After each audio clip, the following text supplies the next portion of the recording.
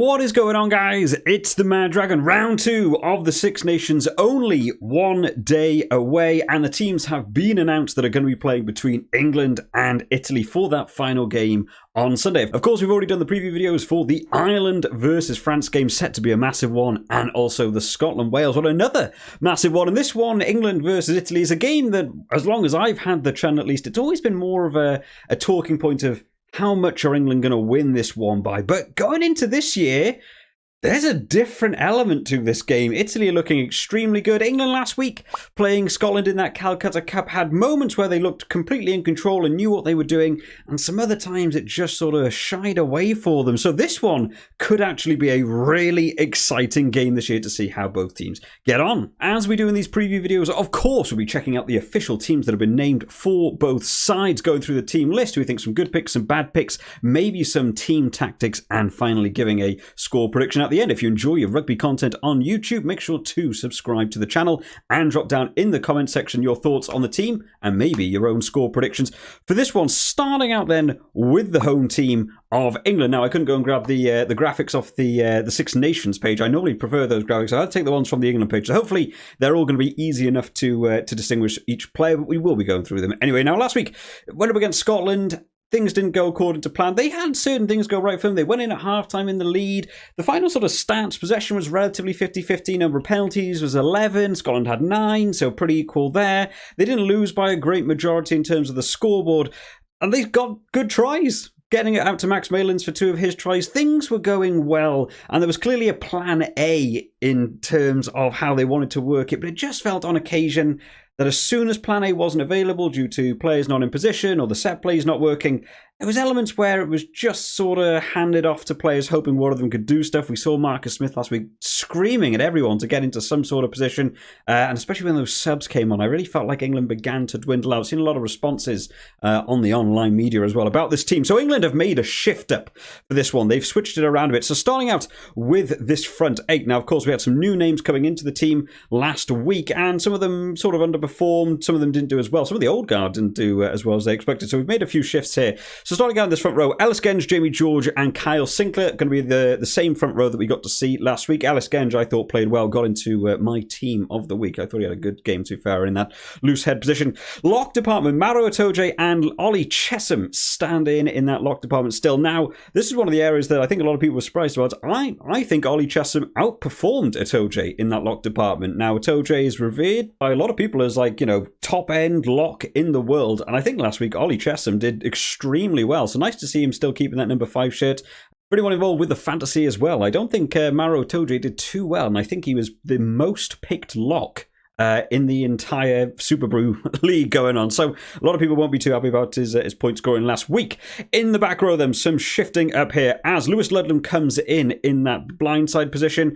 Jack Willis comes into the open side. Now, a lot of people were excited to see Jack Willis in this team. I'm looking forward to see what he can do in that number 7 shirt. And Alex Dombrand there in the number 8 shirt. Now, last week, I genuinely felt that Ben Earl did quite well when he came on. I was impressed to see the energy he brought to the field. I thought he was outperforming some other people in that back row.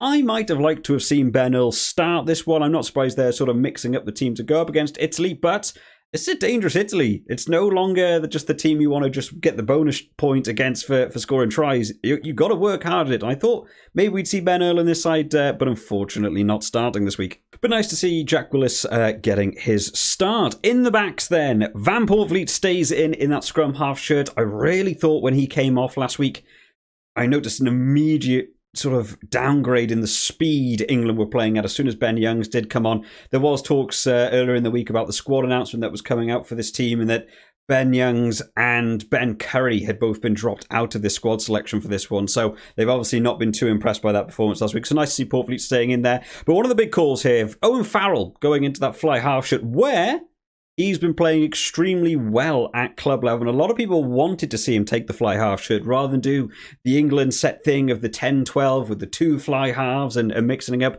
People want to see this. This is the next sort of experiment for England, how they're going to coach towards that World Cup. Do they stick with the 10-12? Do they just go with a solid number 10 like Owen Farrell or Marcus Smith and play 2 dedicated centres? So I'm really looking forward to see how this one works. Personally, I quite like the England 10-12, mainly because not a lot of teams do it. I'm not really sure if it's the meta anymore to have a fly half in that 10-12. We sort of saw it a little bit with Italy as well, when they used to put Carlo Canna in the inside centre. France have tried it a bit with Entomac in that centre position. I quite like when teams do it because it's a bit different, but I feel like this might be the better way to go for England. Have a dedicated fly half and 2 centres. Speaking of the centres then, Ollie Lawrence and Henry Slade are coming in those positions. Now, this is quite a quick set of centres. Unfortunately, we won't be seeing any of Joe Marchant from last week, who didn't necessarily have the best game either. A little bit quiet in different areas again for him. But Ollie Lawrence and Henry Slade coming in. There's some good running lines here between both of these lads. Henry Slade's one of the lads who's also very good at the footballing skills as well. We know he can kick over the top.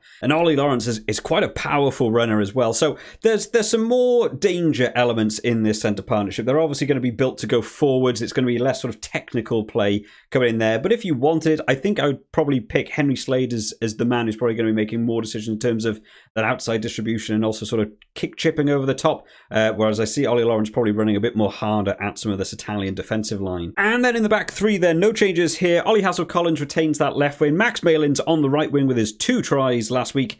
And Freddie Stewart in that fullback position. Ollie Hassel-Collins actually did really well on the stats, and I have to say I sort of missed what was going on. Of course, when I'm watching the games, I'm also making graphics and making notes and stuff. I don't always catch what every player is doing, but he scored really well in terms of the fantasy. I've gone back and checked his stats. He did a lot during that game, but I don't really remember a great amount of times I was watching him really explode, so I'm going to have to keep a bit more of a tighter eye on him. But Max Malin, it's nice to see him getting over the try line. For me, he hadn't really got into that international scene. There's so many wingers they keep sort of testing and bringing back in that England backs. Max Malin's finally getting on that scoreboard a couple of times is nice to see. So I'm hoping that back three can hold out well. But overall, this is a good England team. There's certainly a lot of shifts from when we probably would have seen like Eddie Jones coaching, but I think they're probably moving in the right direction. A team like Italy, while you're playing in Twickenham, I think this is probably the right time to be doing these sorts of experiments, like moving Farrell to that fly half shirt, have you 2 dedicated centres.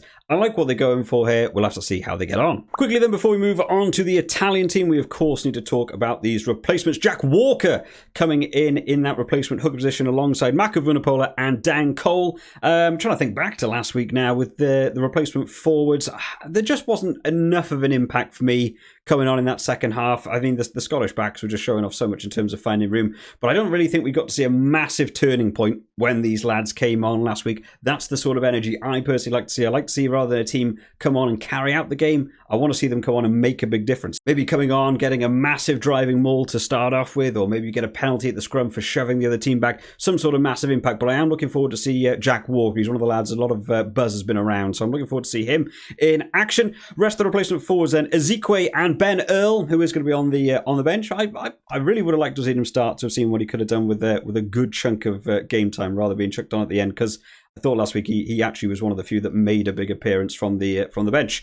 Replacement backs, Alex Mitchell comes on, who I thought was making his debut. He does apparently have 1 cap. Apparently did make an appearance against Tonga in the Autumn Nations series in 2021. I have to be honest, I don't remember that far back. So I'll have to see how he gets on in that one. But I think it's the right move not having Ben Youngs. I think Ben Youngs last week really slowed down England's attack, took a lot of momentum out of them as soon as Van Portvliet came off the field. Marcus Smith, of course, going to be there in that retaining fly half shirt. We'll have to see if he comes on for Farrell. Will he come on in that sort of centre and then move to 10 and Farrell move back to 12? We'll have to see. And then finally, Henry Arundel, who's a name I feel like we haven't quite seen enough yet in this English team. I saw a try the other day from him playing in the under-20s, and this boy's lightning quick. He is ridiculously fast. So really looking forward to see what he can sort of get. Again, late minutes when players are tired, fatigue's kicking in, bring him on 65, 70 minutes. That's the time players like that just explode. If you give them room, there's the chance for them to potentially run like a 100-metre try. Might be a bit of a dark horse in terms of the fantasy, bring him on in that late game.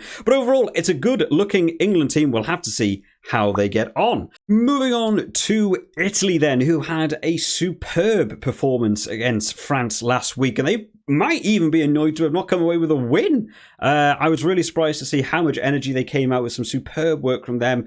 Defensively, quite a few missed tackles, but in terms of the number of tackles made, they did play extremely well against quite an aggressive French attack, and they managed to actually hold France out. It was only the narrowing of defence and allowing France to sort of get those crossfield kicks that was really the only way they were scoring tries in that game. I think Italy will be incredibly happy with that game, and the team sort of reflects that going into this one. Only a couple of changes across the board for Italy going into this one. Fischetti goes in alongside Nicotera, and Riccioni comes back in that tight head position. Now, we got to see Ferrari last week. This will be one of the few changes in that front row. The scrummaging last week, I've got to try and think back quickly. They held out well. I remember the first 15 minutes.